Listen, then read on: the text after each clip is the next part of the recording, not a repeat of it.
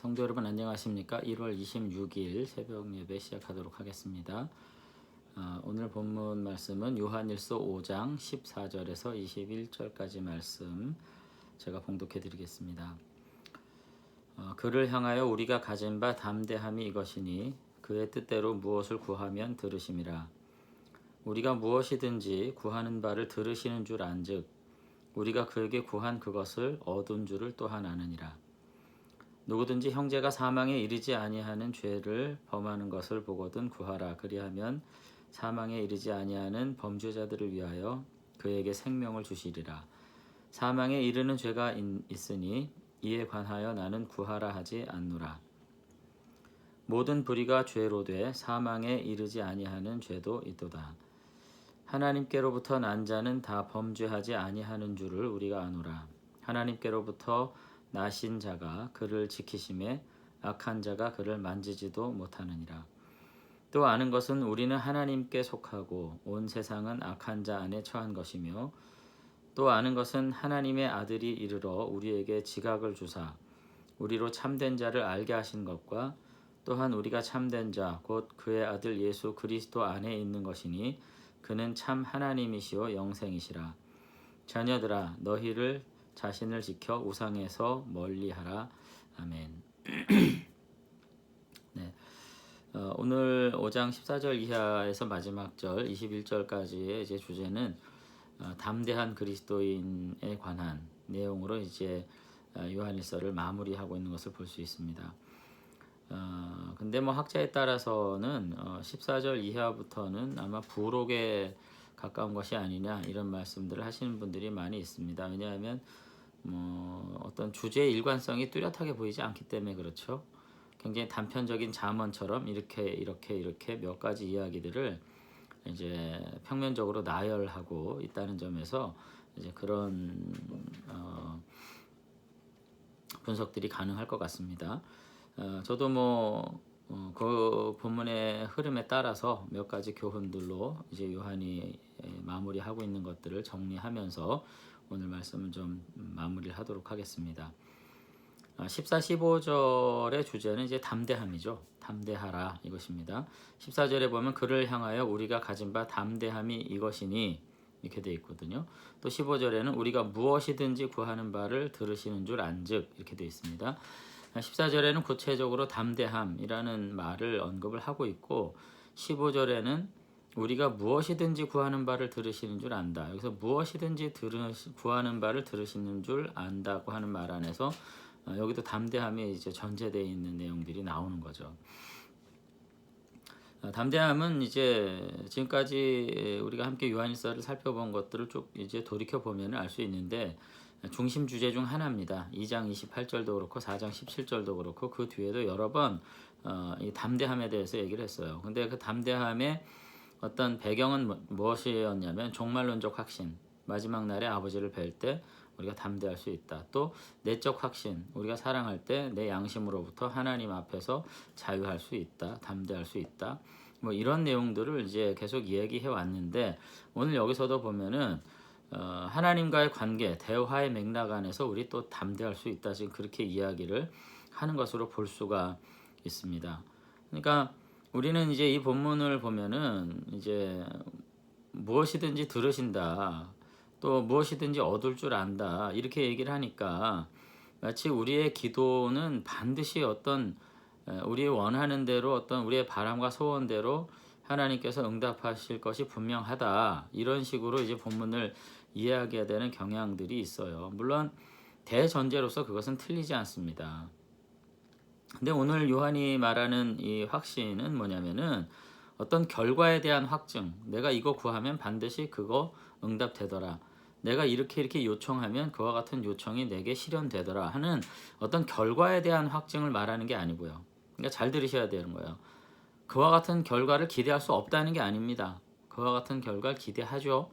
그러나 오늘 요한이 이 본문에서 하는 말은 그와 같은 결과에 대한 확증이 아니라 하나님과의 대화에 대한 신뢰, 인격적 신뢰가 있는 대화가 가능하다라는 맥락에서 지금 이 확신의 문제를 언급하고 있다는 점을 우리가 생각할 필요가 있습니다.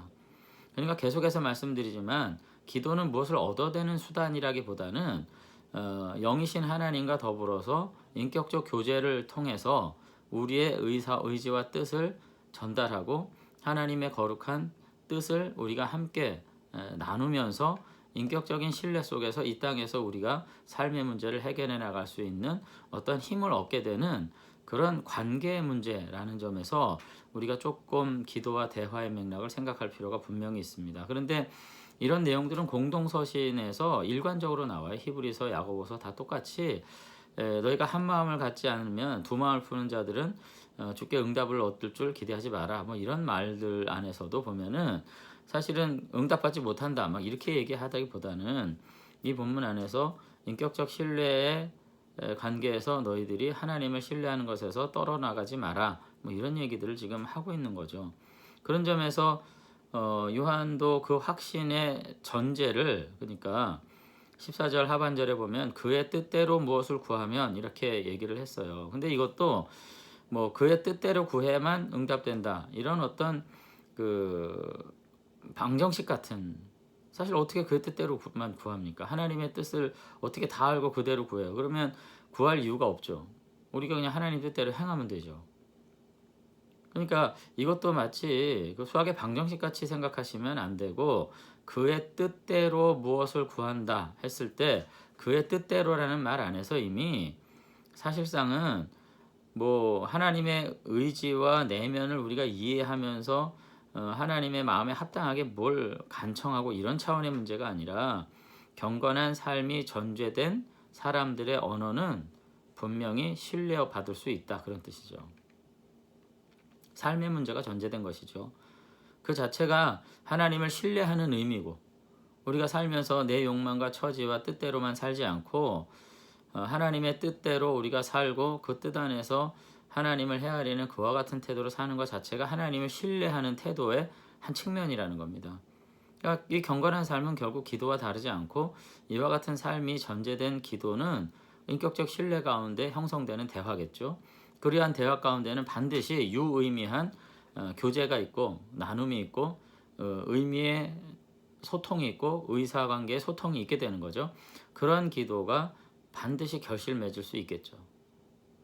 내가 무엇을 얻어 누린다는 차원보다 그와 같은 대화는 반드시 합의된 결정이 있고 그것에 따르는 열매들이 계속해서 지속적으로 나타날 수 있다는 점에서 오늘 요한은 지금 이와 같은 담대함이 있지 않냐 하나님 관계 안에서 지금 이렇게 얘기를 하고 있는 거죠. 그러니까 오늘 우리들도 다시 한번 하나님 앞에서 이와 같은 담대함이 있게 되길 바랍니다. 저는 말씀 안에서 우리가 충족한 하나님의 의미, 인생에 대한 하나님의 의도를 우리가 감치 공감하고 느끼고 가면서 그 하나님과 대화하고 교제하는 가운데 한 방향을 향해서 우리가 늘 가는 거죠. 그런 점에서 우리가 뭐 정말로 간구해야 될 것들이 떠오르게 되는 거겠죠. 하나님의 소망을 내가 알게 될 때 그 소망에 보답하고 싶은 마음들이 생기지 않겠어요? 근데 그런 것들을 너무 모르니까 늘 일상에서 나의 필요만 앞서게 되는 거죠. 하나님의 뜻이 뭐고 하나님이 정말 나한테 기대하는 것이 뭐고 하나님께서 내가 살아가는 이 세상 가운데서 기대하는 게 뭔지 생각해보지 않고 그것에 대해서 헤아리지 않는 마음으로 살다 보니까 자꾸 내 일상의 필요들에만 집착하게 되고 그거 구하면서 이거 어떻게 그의 뜻대로 구해야 되지? 이런 생각들을 역설적으로 하게 된다는 거죠. 근데 그런 것들의 맥락이 전혀 지금 요한의 맥락은 아닙니다. 그러니까 우리가 다시 한번 우리의 삶을 깊이 돌아보면서 내가 하나님 신뢰하고 있다면 내가 이런 모습으로 살 건가를 생각하셔야 되고요. 그래서 우리의 삶이 정말 하나님을 신뢰하는 그와 같은 삶이라고 우리가 담대히 우리가 생각할 수 있게 되고 그 안에서 하나님의 뜻을 깨달아 아는 삶을 살게 될 때 우리는 굳이 무슨 헤아리는 마음 이전에 의미가 통하는 대화가 가능한 그런 상태로 가게 될 것이고 그와 같은 대화의 결말에는 반드시 의미 있는 어떤 결과들이 있을 게 분명한 거잖아요. 저는 그와 같은 의미 있는 결과들을 함께 누리고 기뻐할 수 있는 그와 같은 경건한 삶을 우리가 함께 살아갈 수 있었으면 좋겠고요. 저도 일상을 살면서 그와 같은 소망을 늘 가지면서 살기를 바랍니다. 그래서 우리 교회 여러분들이 그와 같은 믿음의 삶, 그리고 그와 같은 대화의 교제가 하나님과 늘 있게 되는 그런 은혜가 있게 되시길 바랍니다. 그러면서 이제 16, 17절에서 앞서서 이제 14, 15절에서는 개인적인 담대함에 대해서 이야기를 했다면 공적인 문제로 넘어와요. 공적인 문제로. 단지 여기서 형제 중에서 누가 죄를 졌는데 그 죄 중에서 사함받을 수 있는 죄가 있고 사함받지 못하는 죄가 있으니까 우리는 사함받지 못하는 죄를 분간해서 그런 놈들은 기도하지 말자. 뭐 이렇게 지금 얘기하고 있는 것이 아니고요. 공적인 영역으로 넘어와 가지고 우리가 분별력 있는 삶을 이제 살아야 되는데 죄의 문제에 관해서 요한이 구체적으로 이거는 용서받지 못하고 이거는 용서 가능하다 이런 식으로 나누지 않고 우리에게 이 시대를 바라보고 이 시대의 생활상을 바라보면서 분명히 이 생활과 삶의 문제가 전자 후자, 그러니까 사망에 이르는 죄인지 사망에 이르지 않는 죄인지를 구분할 수 있는 분명한 어떤 지혜를 가지고 그것에 대해서 각각 어떻게 행동해야 될지에 대해서 이야기를 하고 있습니다. 그러니까 이와 같은 죄들이 용서 가능한 범주 안에 하나님께서 받으시는 범주 안에 있는 것이라면 적극적으로 기도하고 선한 모습으로 이끌어갈 책임이 있는 거고요. 그렇지 못하다면 굉장히 이거 뭔가요 그 냉정한 얘기인 것 같지만 계속해서 거짓된 삶, 순종적이지 않은 삶, 세속적인 삶, 불신앙적인 태도로 점철된 삶을 계속해서 살아가는 자들이 있다면 요한은 그들을 위해서 기도하라고 요청하지 않는다는 겁니다. 기도하기를 요청하지 않는다는 건 뭐예요? 결국은 그의 그 경건치 못한 삶이 최종적 하나님의 심판을 통해서 판단받게 되도록 내버려 두는 일이 있을 수도 있다. 이렇게 보는 거죠. 우리는 늘 예수님의 그 십자가의 은혜로 모든 죄를 용서받을 수 있다는 어떤 대명제 아래서만 살아가기 때문에 죄의 심각성에 대해서 그리고 죄에 대해서 하나님께서 어떤 인격적 태도를 가지고 있는 데에 대해서는 너무 도외시한 채 우리 입장에서만 생각하는 경우가 많이 있는 거죠. 하나님께서 가장 기뻐하시지 않는 것, 이거 죄의 일상화입니다. 근데 우리는 용서받을 수 있다. 자꾸 그래가면서 우리 스스로 죄에 대한 경각심을 갖지 않는 경우 많은데 요한은 지금 그렇지 않아요. 구체적으로 뭐가 사망에 이르는 죄다 이렇게 말하진 않지만 그것은 우리에게 어쨌든 위임했어요. 그걸 판단하도록. 말씀 안에서 그렇고 기도 안에서. 그런데 아마도 그것은 제가 생각할 땐 아까도 말씀드렸지만 굉장히 거짓에 점철된 삶이고요. 순종하지 않는 삶이고 세속적인 것을 추구하는 태도고요. 불신앙적 태도. 제가 이렇게 말하는 이유를 아시겠죠? 1장부터 2장, 3장부터 4장까지의 내용 안에서 하나님의 빚된 자녀들 그리고 하나님의 과의 사귐 있는 사람들이 해야 될 신앙의 4가지 혹은 5가지 태도들이잖아요. 그게 죄를 떨쳐버리고 그죠? 믿음을 가지고 순종하고 그리고 세속을 멀리하는 거. 그리고 후반부에 가서 하나 더 있죠. 형제 사랑하는 거. 이와 같은 태도로 살아가는 자들이야말로 하나님의 백성이고 하나님과 신자다운 교제가 있는 사람들인데 어쨌든 이것에서 떠나서 하나님 없는 것처럼 살아가는 자들이 있다면 나는 구하라 하지 않노라. 오히려 하나님의 완전한 심판에 맡기는 것이 더욱 신자됨의 태도일 수도 있다. 이렇게 얘기를 이제 하고 있습니다. 그러니까 오늘 우리가 다시 한번 우리의 기도가 뭐 늘 있어야 되겠지만은 그 기도가 갖는 그 뭐랄까요 경고적인 의미를 생각할 수 있어야 돼요.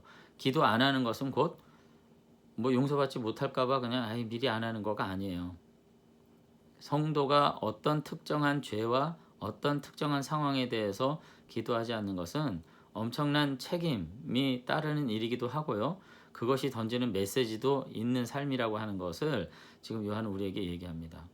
우리는 그냥 기도를 중단하는 죄를 경건하지 못한 거나 게으름 이런적으로 생각하는데 요한은 그렇지 않아요. 기도하지 않는 것도 수단이에요. 세상을 향한 하나님의 심판에 직면하게 하는 거룩한 수단이라고 보는 것이죠. 그런 점에서 우리가 경건에는 이러한 큰 권위도 있다고 하는 사실들을 우리가 다시 한번 기억할 수 있으면 좋겠습니다. 그러면서 18절에서는 이와 같은 세상에서 우리가 이 악한 자들과 섞여 살지만 우리는 어떠냐 이렇게 얘기해요.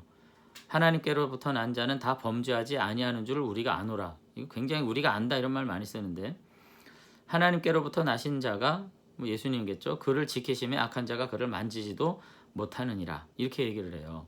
그러니까 여기 보면 18절을 요약하면 세 가지 동사가 있어요. 범죄하지 않는다, 하나님이 지킨다, 악한 자가 만지지도 못한다. 이거는 그리스도인의 완전이라고 하는 이 성화된 모습에 대한 어떤 열정이 보여지는 구절이거든요. 우리가 이 땅에 살면서 정말 범죄하지 않고 이렇게 살 수 있을까? 근데 요한은 분명히 말하는 거야. 하나님께로부터 난 자는 이렇게 해야 된다는 거예요. 하나님으로부터 난 자의 정체성은 거룩의 완전에 이른 존재들이다. 그렇게 지금 이야기하면서 그것은 무엇으로 가능하냐? 하나님께로부터 나신 자가 가능하게 하고 악한 자를 지킴으로 가능하게 한다. 이렇게 얘기함으로써 사실상 그리스도인이 완전할 수 있다고는 말했고요. 분명한 것은. 그러나 그것이 한순간에 이루어진다고 말하지는 않았어요. 이게. 그런 점에서 점진적 완전에 이르게 된다고 요한이 말하고 있고 오늘 우리들도 그와 같은 열정이 있어야 되겠죠. 우리의 삶에 내가 가지고 간절한 소망 중에 가장 궁극의 소망은 완전한 그리스도의 거룩에 이르는 것. 이것이어야 된다고 생각합니다. 이것에 대해서 미리 포기하면서 하늘나라에 가서나 될 수 있다. 그 패배주의죠. 그거는 못한다는 뜻을 그렇게 말한 것입니다.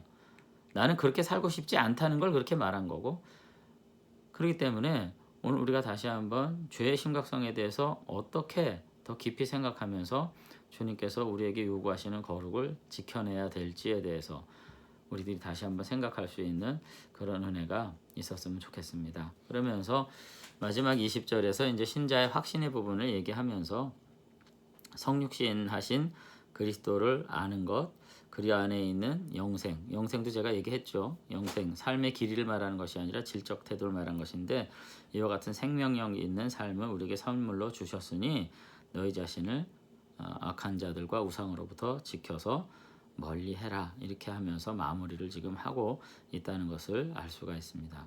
오늘 말씀을 좀 다 마치면서 사실 요한일서를 마치면서 뭐 전반적으로 정리해야 될 부분들이 많이 있겠습니다만 시간 관계로 좀 생략을 하고요. 1장부터 우리가 다시 한번 쭉 시간 되는 대로 5장까지 한 번 더 읽어보시고 그 안에서 우리가 하나님과 교제하는 빛된 자녀들의 모습이 무엇인지 다시 한번 깊이 생각해 보시고 오늘 결론부에서 주어지는 몇 가지의 어떤 경고 그리고 가르침을 통해서 우리가 경건의 완전함에 이르기를 수고함으로 애쓰고 뿐만 아니라 우리 안에 있는 모든 악인들에 대해서도 우리가 어떤 선지적 태도를 가져야 될지 다시 한번 생각해 보면서 그리스도인의 정체성과 자존감 그리고 그 거룩함을 회복할 수 있는 그런 저와 여러분들이 되시면 좋겠습니다. 한번 기도하겠습니다. 하나님 요한일서를 이렇게 마칩니다. 우리들이 정말 신자다운 삶, 하나님의 자녀다운 삶이 우리 가운데 있는지 돌아보게 하시고 매 순간 죄를 떨쳐버리고 우리가 순종하길 힘쓰며 세속을 멀리하고 믿음을 지키고 온전한 사랑 가운데 아버지 하나님의 거룩한 신뢰를 우리가 담보하고 믿음의 기도로 담대하게 설 수 있는 하늘의 백성들이 다 될 수 있도록 은혜 베풀어 주시옵소서. 특별히 우리 하나교회 교우들 한 분 한 분 기억해 주셔서 우리가 일생이라고 하는 삶의 이 모든 기간들을 통해서 이 거룩한 성화의 길에 이르게 하시고 하나님과 더불어서 정말 기쁨과 신뢰의 대화를 통해 우리의 삶의 거룩한 은혜 역사를 성취해 나가는 복된 자녀들이 다 되도록 축복해 주시옵소서. 아버지께서 우리와 함께해 주실 줄로 믿사옵고 예수님 이름으로 기도드리옵나이다. 아멘. 오늘 하루도 복된 하루 되시길 주의 이름으로 기도드리겠습니다. 감사합니다.